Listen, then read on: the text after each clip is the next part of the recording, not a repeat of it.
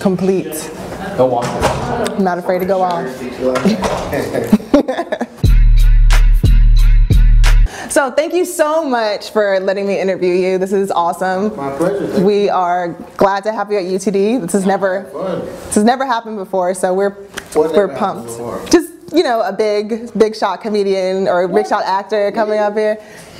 Come on. I've been doing it for a long time. Right. I'm not a big shot. I want to be a big shot. Okay. But I'm just a working. Humble. That's good. That's good. You're humble. All right. So how did you enjoy the UTD crowd? Were we something different for you, or? It was fun. Yeah. No, I mean, I haven't seen that many, like, you know, like that many, like, Indians and Asians together. Like, that was cool. That was cool to see. It was a rare thing. Yeah, a lot of the questions from the audience seem to be a lot from your childhood acting. Mm-hmm. So we all obviously grew up with you with all that, Kenan and Kel. Do you have any like special memories from that time? Yeah, I mean, they were all special because we were just kids running around, basically just excited to be like running around a TV show, you know what I mean? Like we had like a giant playground that was like made for us. That was Nickelodeon's thing, is that kids rule, you know what I mean? So we just had all the fun in the world. I remember like working really, really hard because we were doing school and stuff at the same time. And then Florida was different because they didn't have like those like child labor law things or whatever that California has like that. We just had to make sure we went to school. So as long as we went to school, we could shoot however long. And I remember we used to like work really long hours and stuff like that. But it was fun because we were all together and we were all just excited to be there. So it wasn't like work until it got to be like late at night, and then, you know, all kids are tired late at night, but it was great times. I mean, any one specific memory? Not really. Like, I just remember like being in Orlando and like, you know, just feeling like we were like kings of the world at 16 years old, you know, because we had like free rental cars and stuff like that. That's about it though. So like, I remember when I first heard that you were going to be on SNL. How did you make that transition from like kind of like the children version of SNL to like the adult humor, the actual show? I mean, I always had like the same sense of humor. Like people look at me as a child still, probably because of all the child work that I did. But I think SNL helped me bridge that gap to where people could like listen to me tell more adultish type jokes or deal with adult type subject matter and stuff like that. They were like more willing to listen to it now that I've been like, I guess, baptized into the world of adult comedy a little bit, if you will. It's like two different generations. One generation's just like, oh, that's Kenan from Kenan and Kel. The other one's just like, no, he's from SNL. So is that kind of weird for you? It's strange. I mean, like people put it together a little bit better than that. Like everybody kind of, usually like everybody's like, I remember you from the Nickelodeon days or whatever. So a lot of people are familiar, but the people that are just familiar with Saturday Night and then, you know, hopefully are just like, you know, fans of the work that I've been doing there, which is fine. Right. Kind of like what we do it for, you know what I mean? We do it for y'all, basically. So your impressions are hilarious. I mean, I try to do impressions and it doesn't work out. So that's what makes it fun to me, because like my Whoopi doesn't sound like Whoopi at all. It's just like what I get from her, basically. I was actually going to ask, with your impressions, how do you prepare yourself? How do you practice impressions? Like, do you watch? Yeah, I watch the person usually. Like, I go to YouTube and like grab an interview and like try to just listen to like a twang. I listen for a twang to kind of imitate. So some people are clearer than others. Like Sharpton is a big, loud, booming, like obvious character-y type of voice, and then there's like subtle people that are just like senators and shit like that. So you just kind of have to listen to him. Oh, like he sounds like a New Yorkie type of dude, and just do that version basically.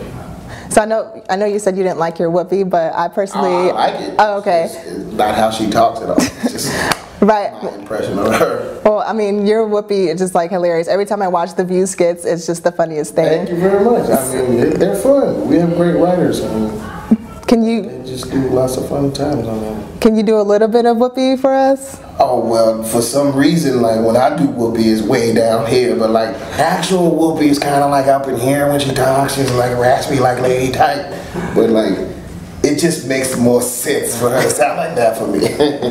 Sorry. That's probably rude.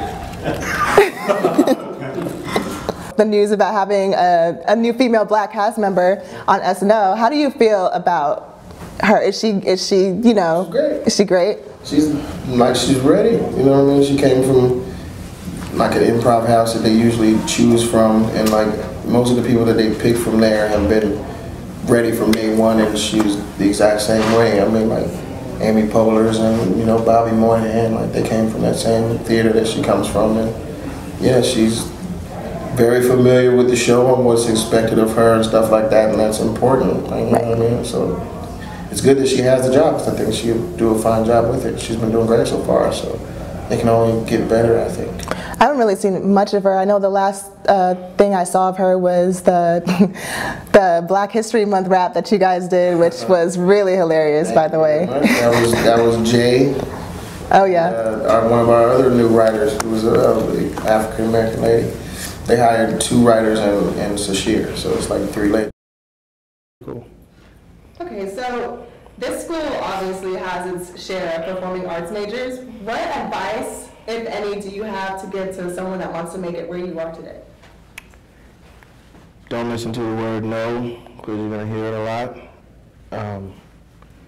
Do listen to people that have done things before, you know what I mean? Like whatever it is, if it's close to what you want to do, like listen to what they did training-wise and stuff. And it's all on you at the end of the day. You can go to whatever classes and like have the same acting coaches, Angelina Jolie or whatever, but you're the one that goes into that audition every single time. So you just kind of got to know what you do well, I guess, and kill it. Like you got to kill the audition. That's the whole main goal all the time. So it's hard. Okay, you're telling us something. Well, for the obvious new seasons of SNL, what is next for Kenan Thompson? What, do you have any new projects or anything? I mean, I hope to get my own type show or become like part of a great show. Like I watch a lot of Friends now, and I can't get enough because I've never really caught it when it was on. Like I catch the reruns and stuff, but like now I've started downloading the seasons and I'm super into it. And I just think that's like a great example of a perfect sitcom. That's why I watch it so much. I mean, I get it. It's all white, and people look at me funny when I'm watching them on the airplane. It's like, why are you watching that white-ass show? I'm like, but it's funny. And there's like 6 perfect comedic different type of characters, and like the formula of a sitcom just is very prevalent in that show. So I watch it a lot. And I was always a fan of those guys. I just never really watched that show when it was out, but now I love it. But something like that, you know what I mean? Start my own production company and produce a show like that. That would be huge. Okay. But you know, just working the business. So, yeah. Seems like you got a nice line of projects ahead of you. I have ideas. You have ideas? I have ideas. The ideas are always floating around in the world, but it's all about selling one, you know what I mean? And then like hopefully that'll turn into something real, you know what I mean? Like you gotta take the opportunity you're given, like Kevin Spacey in his House of Cards situation. Like he's really done a great job, and it was smart of him, and you know it was smart for Netflix to like just let him run and do his thing or whatever. Because I think it built their like television watching audience. Like I binge watched the first season like 4 times, and then like the second season I've seen it twice already. So they're doing good. Just want to make like smart, good decisions as an actor, project-wise, but like as a producer, it's more like throwing stuff against the wall and seeing what sticks. But hopefully something will start sticking. Then you get known for things. I don't necessarily just want to produce things I'm in or involved with. Like I feel like it's very limiting. Mm-hmm. Well, I can't wait to see the things that you produce in the future. Oh, it's going to be good. Oh, yeah. It's going to be good. Yeah. Same here. Well, thank you so much. No, thank you. Absolutely. Thank you very much.